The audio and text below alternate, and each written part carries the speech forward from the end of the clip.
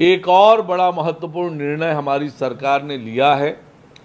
हमने राज्य में अब पर्यटन को anti narcotics task force highly professional बंदे हायर ਕੀਤੇ ਨੇ, ਚਾਹੇ ਉਹ ਲਾਅ ਅਫਸਰ ਹੋਣ, ਚਾਹੇ ਉਹ ਫੋਰੈਂਸਿਕ ਦੇ ਹੋਣ, चाहे होर जांच के अधिकारी होण ते अपने ही होणगे इन्हां दे। पंजाब सरकार में है नशे के खिलाफ जीरो टॉलरेंस। पंजाब सरकार का एक और कठोर कदम, शिकायत दर्ज करवाने के लिए मैसेज करें 9779100200 पर।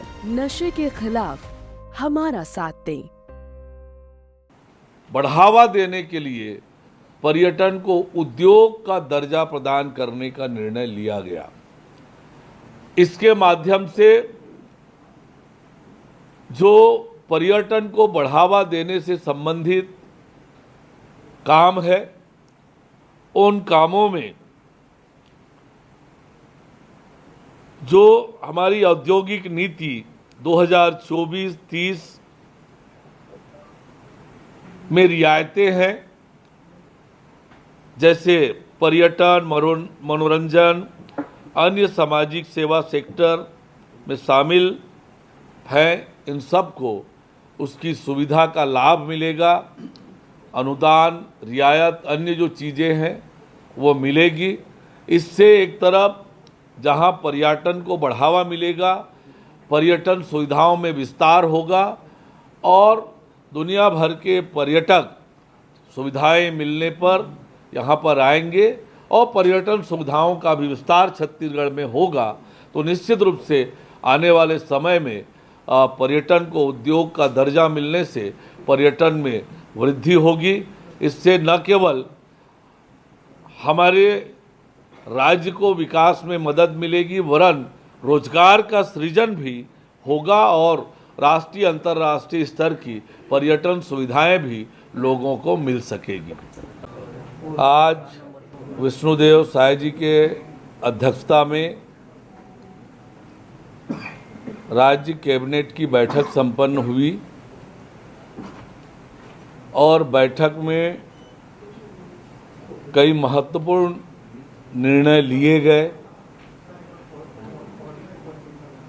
उन निर्णयों में पहला निर्णय, जिसका आप सबको बहुत लंबे समय से प्रतीक्षा थी, सुनना चाहते थे, महापौर, नगर पालिका और नगर पंचायत के अध्यक्षों का चुनाव प्रत्यक्ष प्रणाली से करने का निर्णय सरकार ने लिया है।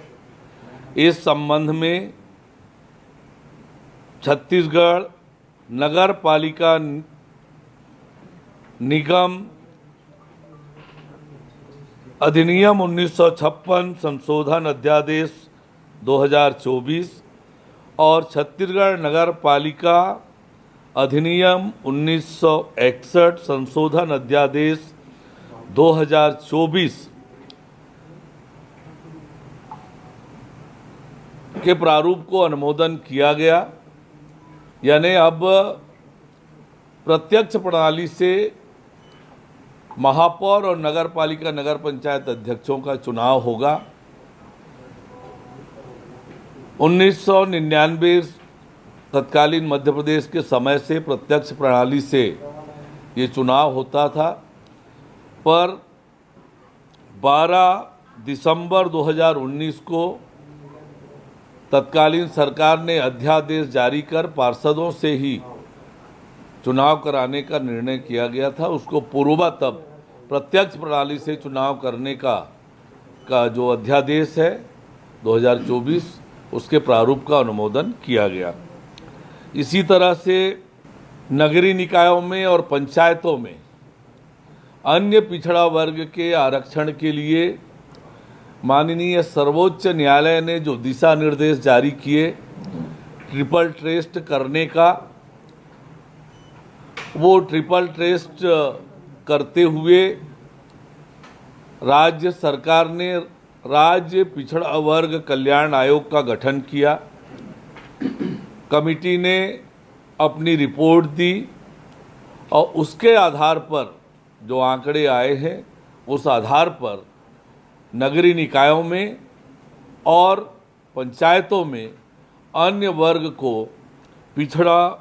पिछड़ा वर्ग को आरक्षण देने संबंधी विभिन्न धाराओं में जो संशोधन करना है उसके प्रारूप का भी अनुमोदन किया गया। इसी तरह से मंत्रिपरिषद द्वारा सार्वजनिक वितरण प्रणाली के अंतर्गत पात्र हितग्राहियों को चना वितरण हेतु नागरिक आपूर्ति निगम को चना उपार्जन हेतु NEML ऑक्शन प्लेटफॉर्म के माध्यम से किए जाने की अनुमति प्रदान की गई है।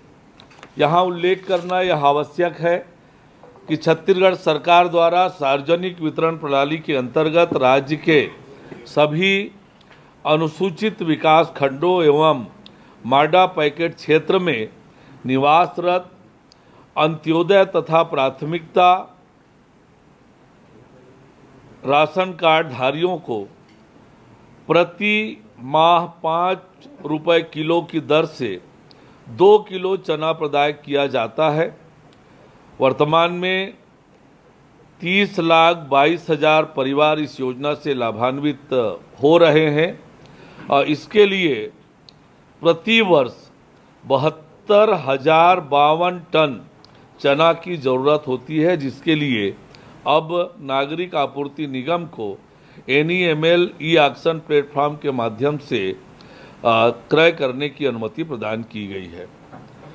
हमसे जुड़े रहने के लिए हमारे YouTube चैनल को सब्सक्राइब करें और नई वीडियो की नोटिफिकेशन के लिए बेल आइकॉन को दबाएं।